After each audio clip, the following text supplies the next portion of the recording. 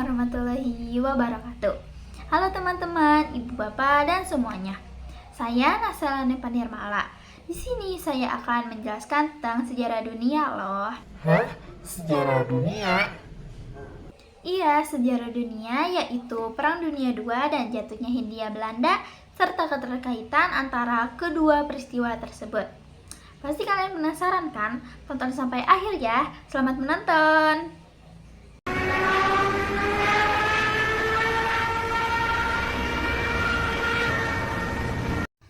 Nah, sebelum mempelajari Perang Dunia, khususnya Perang Dunia Kedua, kita juga harus mempelajari dan memahami peta konsep berikut. Nah, yang pertama ada pengertian, yang kedua sebab umum, yang ketiga sebab khusus, yang keempat negara yang terlibat, yang kelima jalannya perang, dan yang keenam dampak bagi Indonesia dan dunia. Pengertian dari Perang Dunia Kedua itu apa sih, Kak? Ternyata Perang Dunia Kedua ini hampir sama dengan Perang Dunia yang pertama. Yang membedakannya yaitu Perang Dunia ini melibatkan dua blok yang saling bertentangan, yang berbeda dengan Perang Dunia pertama. Di Perang Dunia Kedua terdapat pertentangan antara blok sekutu yang diisi oleh Uni Soviet, Prancis, Britania, dan Amerika Serikat dengan blok ASIS yaitu Jerman, Jepang, dan Italia. Nah, kalau penyebab umum dari Perang Dunia Kedua itu apa sih? Penyebab umum dari Perang Dunia Kedua itu ternyata ada 4 poin loh. Yang pertama ada kegagalan dari Liga Bangsa-Bangsa. Yang kedua ada politik pencari kawan. Yang ketiga adanya perluasan wilayah atau ekspansi. Dan yang keempat yang terakhir adanya revenge idea atau ide politik balas dendam. Nah, kegagalan Liga Bangsa-Bangsa kok bisa gagal menciptakan perdamaian dunia? Nah, itu karena LBB gagal menciptakan dunia. Maka sebagian negara besar berpolitik memanfaatkan LBB untuk mencari keuntungan. Jadi, sebagian negara yang besar hanya mencari keuntungan melalui LBB ini. Yang kedua yaitu sifat kental superioritas dan inferioritas negara-negara yang tergabung dalam LBB. Jadi ada negara yang kuat dan ada juga negara yang lemah. Yang ketiga yaitu tidak memiliki kemampuan dalam merangkul negara-negara besar untuk bergabung dalam LBB ini. Contohnya seperti Amerika Serikat karena Amerika pun keluar. Selanjutnya yang keempat, LBB tidak memiliki peraturan yang mengikat dan sifat keanggotaannya sukarela. Poin yang kedua yaitu politik mencari kawan. Pada saat itu, era Perang Dunia Kedua terdapat dua blok, yaitu blok poros dan blok sekutu. Blok poros diisi oleh Jerman yang memiliki ideologi Nazisme dengan pimpinan Adolf Hitler dari partai NSDAP. Yang kedua ada Italia Fasisme yang dipimpin oleh Benito Mussolini dari partai Fasis. Dan selanjutnya ada Jepang yaitu ultranasionalisme yang dipimpin oleh Kaisar Hirohito. Dan di blok sekutu terdapat dua yaitu demokrasi dan komunisme. Di demokrasi terdapat Prancis, Britania Raya, Amerika Serikat, dan Belanda serta Polandia. Dan di komunis ada Uni Soviet. Poin yang ketiga ada perluasan wilayah atau ekspansi. Di zaman era Perang Dunia Kedua ini, wilayah perluasan ekspansi ini sedang besar-besarnya, seperti Jerman yang mempunyai semboyan yaitu Lebensraum atau ruang hidup dan atau Jerman Raya. Sedangkan Italia memiliki semboyan Italia Irredenta yaitu Italia yang diimpikan. Serta Jepang yang memiliki semboyan Hakoichiu yaitu kemakmuran bersama di Asia Timur Raya nih teman-teman. Poin yang keempat yaitu politik balas dendam.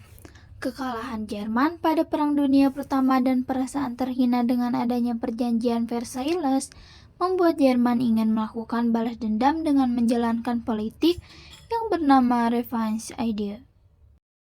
Nah, kalau penyebab khusus dari Perang Dunia Kedua itu apa saja sih? Di sini ada 3 poin utama. Yang pertama adalah adanya invasi Jerman ke Polandia, lalu ada invasi Jerman ke Uni Soviet, dan penyerangan kawasan Asia Pasifik oleh Jepang. Invasi Jerman ke Polandia itu apa sih? Invasi Jerman ke Polandia terjadi pada tanggal 1 September 1939 di kota Danzig. Nah, Polandia merupakan pemicu perang besar sejagat di dunia ini. Jerman menegaskan bahwa kota Danzig bukanlah merupakan tujuan utamanya, namun merupakan sebuah proses dari memperoleh Rebesraung atau ruang hidup. Selanjutnya yaitu ada invasi Jerman ke Uni Soviet. Jerman juga melakukan penyerangan terhadap Uni Soviet dengan melancarkan serangan Operasi Barbarossa pada bulan Juni 1941. Jerman mengira jika Uni Soviet dapat dikalahkan dengan satu serangan kilat. Namun nyatanya anggapan tersebut adalah salah besar, karena serangan tersebut menyebabkan Uni Soviet dan Britania Raya mengibarkan bendera perang terhadap Jerman. Nah, selanjutnya yaitu penyerangan ke kawasan Asia Pasifik oleh Jepang pada tanggal 7 Desember 1941. Jepang melakukan penyerbuan tanpa peringatan ke pangkalan armada laut Amerika Serikat di Pearl Harbor di Kepulauan Hawaii. Dan di situ juga Jepang menyerang Filipina yang saat itu dikuasai Amerika Serikat, dan juga menyerang Singapura, Malaya, dan Hong Kong yang saat itu dikuasai oleh Britania Raya. Tanpa butuh waktu yang lama, Amerika Serikat dan Britania Raya pun langsung menyatakan perang terhadap Jepang. Nah, aliansi yang terlibat yaitu ada dua, yaitu Blok AXIS dan Blok Sekutu. Untuk mempermudah mengingat aliansi AXIS, di sini ada singkatan Roberto, yaitu Roma, Berlin, dan Tokyo, di mana itu adalah singkatan dari ketiga ibu kota negara tersebut. Lalu ada pihak-pihak yang terlibat. Di Blok AXIS ada 6 negara, di Blok Sekutu ada 9 negara. Itu adalah inti, karena sebetulnya masih banyak negara-negara lain. Lalu ada jalannya Perang Dunia Kedua, yaitu ada fase awal, fase titik balik, dan fase akhir. Di fase permulaan atau fase awal pada tanggal 1 September 1939, Jerman menyerang Polandia. Inggris dan Prancis mengumumkan perang kepada Jerman.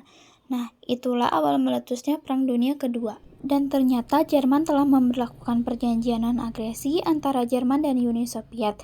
Nah, mereka ini saling bekerja sama untuk menginvasi Polandia. Jadi setengah Polandia untuk Uni Soviet dan setengah lagi untuk Jerman.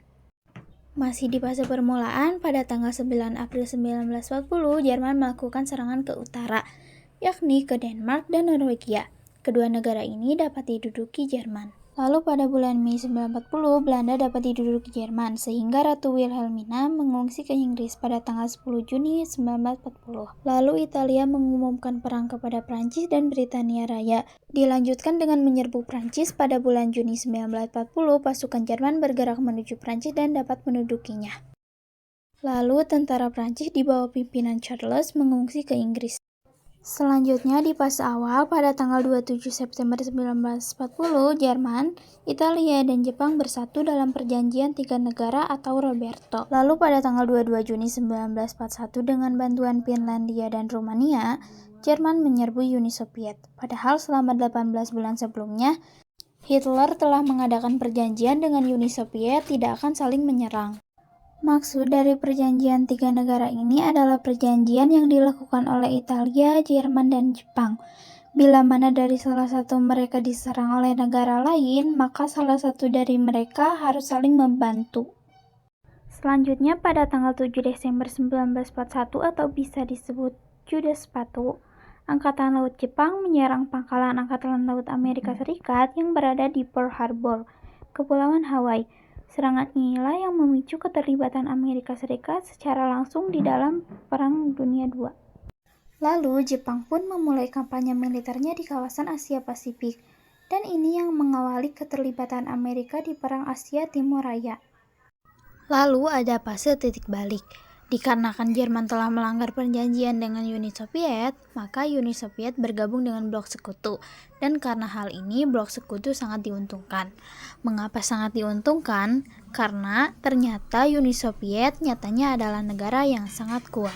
Jerman akhirnya terdesak dalam pertempuran Stalingrad melawan Uni Soviet, sehingga Jerman mengalami kerugian yang besar sehingga pertempuran Stalingrad menjadi pertempuran yang paling menentukan di front timur Eropa. Selanjutnya terdesaknya Jepang pada pertempuran Laut Coral dan kekalahan Jepang di pertempuran Midway menjadi titik balik dari Perang Pasifik.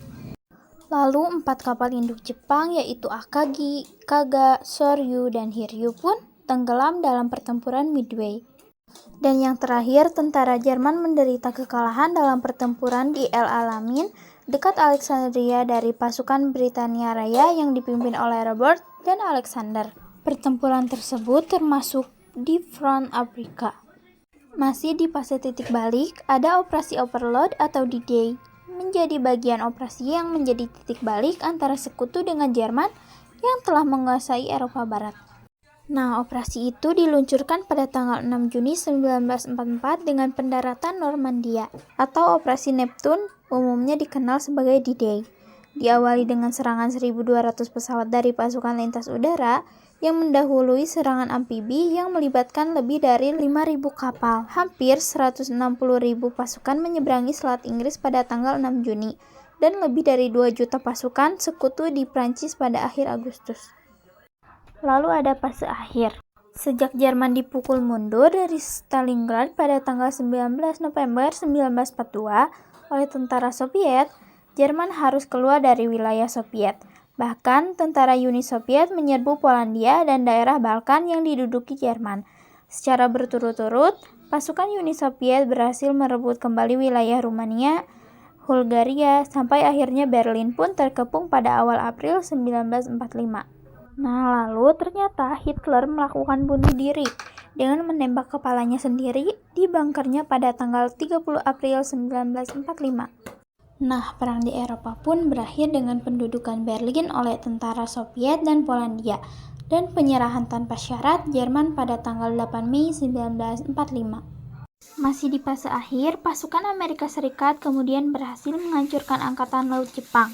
Jenderal MacArthur dan Laksamana Chester Nimitz secara berturut berhasil menduduki Filipina 1944, Iwo Jima dan Okinawa 1945. Selanjutnya pada tanggal 6 dan 9 Agustus 1945, Amerika Serikat melancarkan 2 serangan ke 2 kota besar di Jepang, yaitu Hiroshima dan Nagasaki, yang membuat Jepang menyerah tanpa syarat kepada sekutu pada tanggal 14 Agustus 1945 secara resmi. Lalu Jepang menandatangani perjanjian di atas kapal perang USS Missouri di Teluk Tokyo pada 2 September 1945. Nah, yang terakhir ada dampak Perang Dunia II. Di setiap perang pasti akan ada dampak. Mari kita bahas satu-satu. Dampak ke-1 yaitu di bidang politik. Yang pertama, munculnya negara adidaya baru sebagai kekuatan besar dunia, yaitu Amerika Serikat dan Uni Soviet. Yang kedua, munculnya 2 kekuatan besar yang kemudian menyebabkan terjadinya perang lanjutan, yang dinamakan Perang Dingin atau Cold War. Selanjutnya, yang ketiga yaitu munculnya proxy war atau politik pecah belah yang dibuat oleh kedua kekuatan besar tersebut. Negara yang menjadi korban yaitu contohnya seperti Korea Utara dan Korea Selatan, Jerman Barat dan Jerman Timur, serta Vietnam Utara dan Vietnam Selatan. Lalu yang keempat, lepasnya negara jajahan yang kemudian berhasil merdeka. Contohnya seperti Indonesia, Malaysia, Mesir, Korea, Singapura, dan India. Nah, ini termasuk dampak positif ya, karena lepasnya negara jajahan membuat negara lainnya menjadi merdeka. Yang kelima, gagalnya LBB atau Liga Bangsa-Bangsa. Untuk mencegah adanya perang pasca Perang Dunia I, akhirnya organisasi ini dibubarkan dan digantikan dengan Perserikatan Bangsa-Bangsa atau PBB. Dan yang terakhir, muncul dan berkembangnya politik mencari aliansi atau kawan. Dibentuk berdasarkan kepentingan bersama, contohnya NATO, SEATO, dan METO. Dampak yang kedua yaitu di bidang ekonomi. Kondisi ekonomi di dunia itu mengalami kekacauan yang disebabkan oleh beberapa hal seperti hancurnya sarana dan prasarana penunjang ekonomi dan biaya untuk keperluan perang. Yang kedua, pasca Perang Dunia Kedua berkembangnya sistem perekonomian liberal, komando, dan campuran. Dan banyak negara yang bangkrut akibat perang kecuali Amerika Serikat, karena negara ini muncul sebagai penanam modal dengan berbagai programnya yang seperti Marshall Plan, Truman Doctrine, Colombo Plan, dan Point for Truman. Nah, selanjutnya yaitu ada perlombaan industri untuk menciptakan senjata baru dengan teknologi paling maju. Masih berlanjut, yakni Amerika Serikat dengan Uni Soviet. Dan dampak yang terakhir yaitu di bidang sosial. PBB membentuk United Nations Relief Rehabilitation Administration atau UNRRA yang diharapkan dapat membantu penduduk yang menjadi korban dari Perang Dunia II. UNRRA memiliki tugas sebagai berikut. Yang pertama, mendirikan rumah sakit. Yang kedua, memberi makan orang yang terdampar. Yang ketiga, mengerjakan kembali tanah yang telah rusak. Dan yang terakhir, mengurus pengungsi serta keluarganya.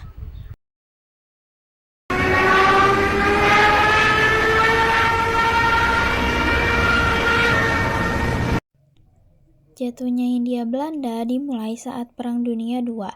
Perang Dunia II mulai meletus pada September 1939.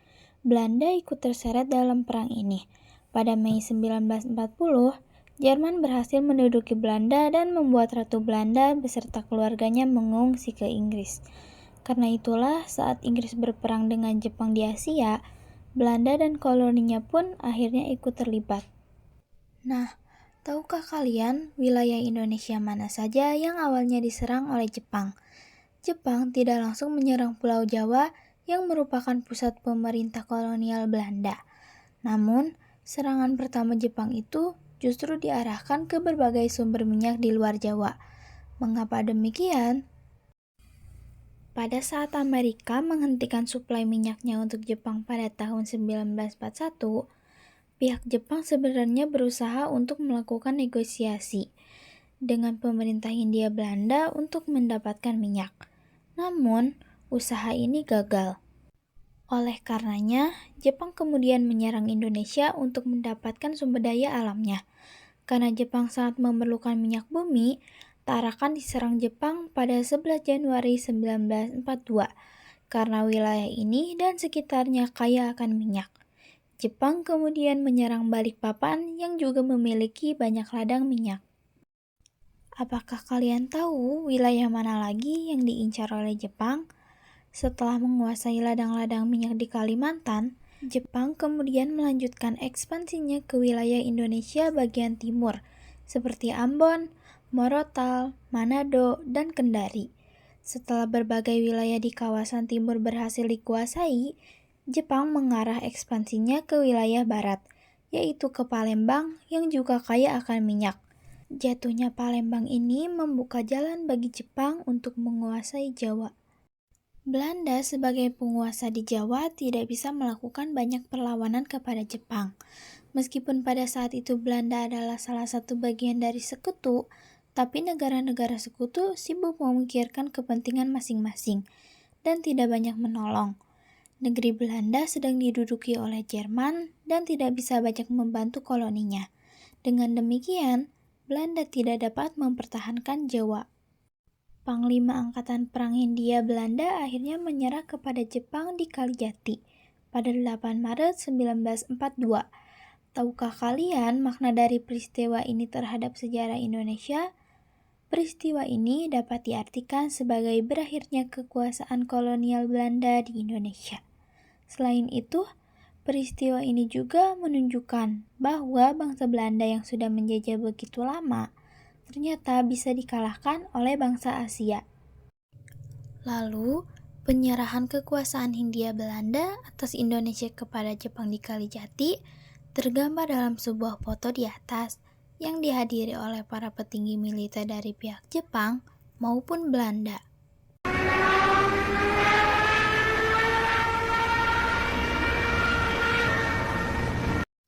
Nah, keterkaitan antara Perang Dunia II dan jatuhnya Hindia Belanda itu apa sih? Perang Dunia II secara langsung menyebabkan jatuhnya Hindia Belanda karena invasi Jerman ke Belanda pada tahun 1940 yang melemahkan kekuasaan kolonial Belanda. Jepang yang memanfaatkan situasi ini dan memiliki ambisi ekspansionis di Asia Tenggara lalu melihat Hindia Belanda sebagai target sumber daya alam. Serangan cepat dan efektif Jepang ke wilayah-wilayah strategis di Hindia Belanda ditambah dengan ketidakmampuan Belanda dan sekutu untuk memberikan perlawanan yang memadai, lalu memaksa pemerintah kolonial Belanda untuk menyerah tanpa syarat pada tahun 1942 dan mengakhiri kekuasaan mereka di Indonesia. Nah, gimana? Sejarah dunia itu menarik bukan? Terima kasih sudah menonton sampai akhir. See you in the next video. Bye-bye.